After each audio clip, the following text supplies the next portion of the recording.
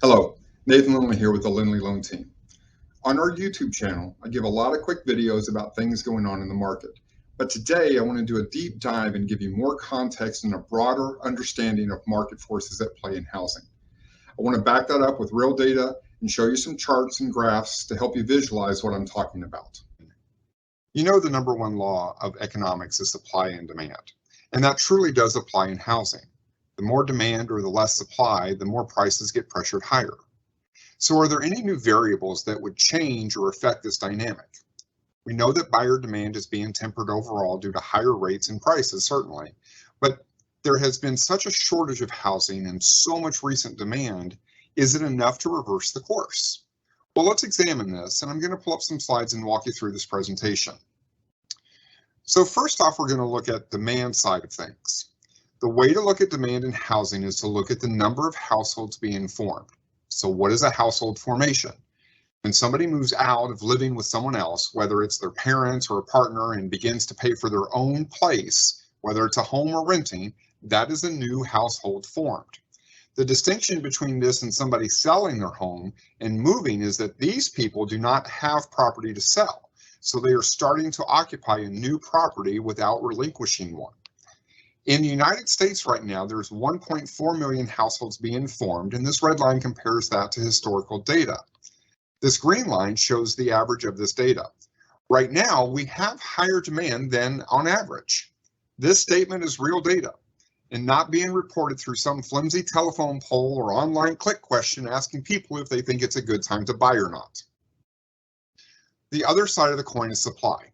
Even if demand is rising, we have to compare it to supply to see the full picture. When we examine supply, the common question is, if occupied homes cannot be moved into for it to be a household formation, where does the supply come from?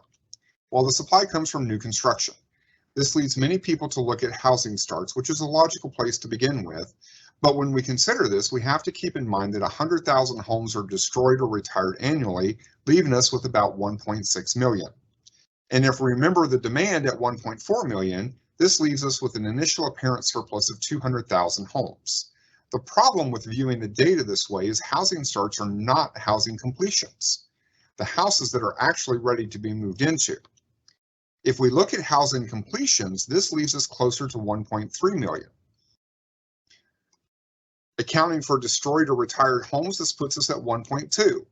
This means even with supply being as bad as it is, it's worsening with a 200,000 home deficit shown here. It's important to remember that even if this were to reverse, if this gap could be closed, the damage is already done, leaving us as much as 2 million homes below equilibrium right now. The next thing I want to address with this graph is an uptick in inventory. I have seen on several media outlets that our recent uptick is a sign that the bubble burst is coming. As we take a look at existing home inventory, we can see that through the years it's been decreasing over time, but we are in the midst of a small uptick. This graph makes it obvious that this happens every single year in the spring. This trend is common because of the school year.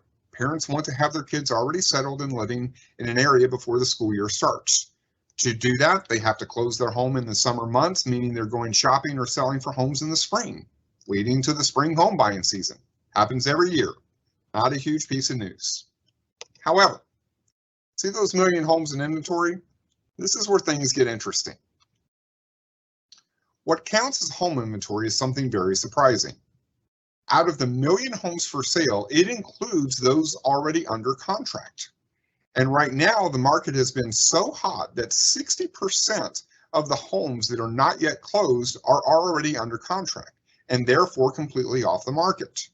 That leaves us with only 400,000 homes left in the entire country to pick from. In a country of 330 million and 130 million households, this is pretty slim pickings. And to give you some context of what 400,000 homes looks like historically, you can take a look and it's very, very little. You'll notice the percent of the market available is drastically lower than previous years as well. And while we expect an uptick in the spring, after the lowest low of any point in this graph, we're still only an additional 33,000 homes from that point. And of course, it's worth bearing in mind that we're exclusively talking about national numbers here, and every location and pocket of the real estate market is slightly different. But for the most part, there's an undeniable lack of supply. And while demand is waning due to higher prices, there's still enough activity to support the prices we have.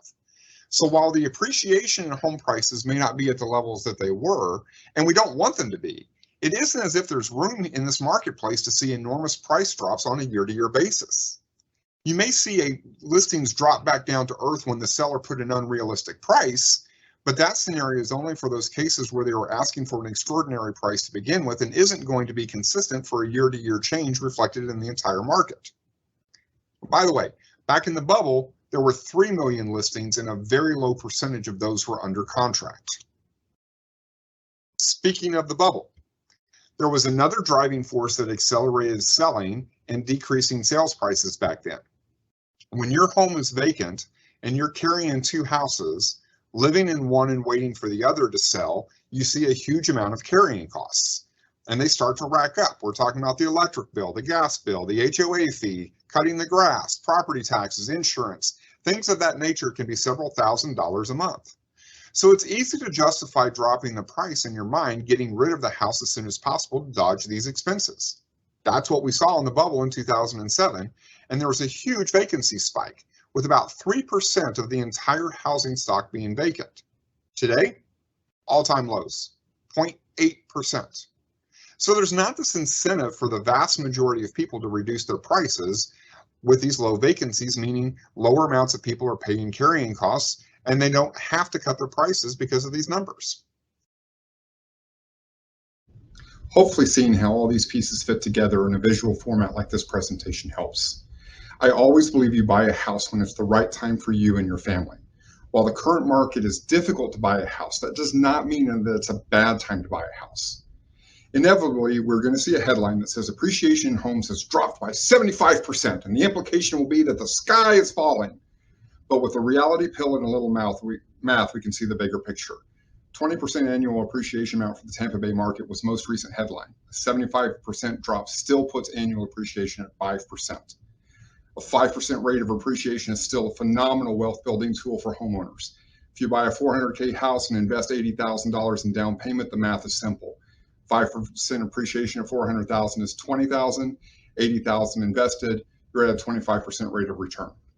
In summary, I feel like the buyers that say, we'll wait for home prices to drop are going to be in trouble.